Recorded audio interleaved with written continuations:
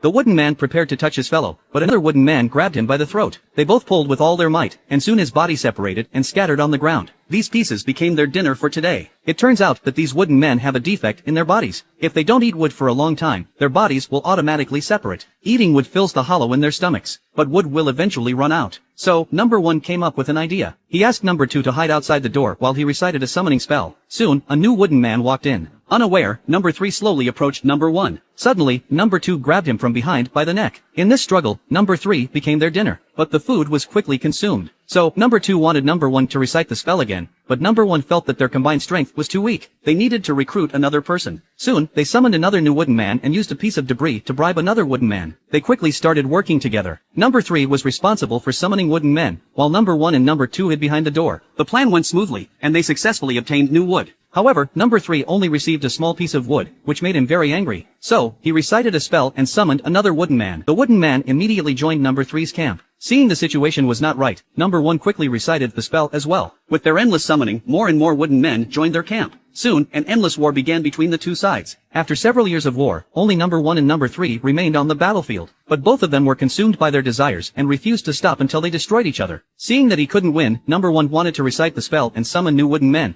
But number 3 bit off his tongue. This instantly increased number 1's fighting power, and he punched number 3 to death. Number 1 became the ruler here. Although he obtained plenty of food, these days made him feel very lonely. As time passed, the wood on the ground was also consumed by him. He took out a talisman, wanting to recite the spell again, but he no longer had a tongue. Days went by, and number 1's body became weaker and weaker. Soon, his body scattered on the ground, leaving only a summoning symbol and a pile of wood.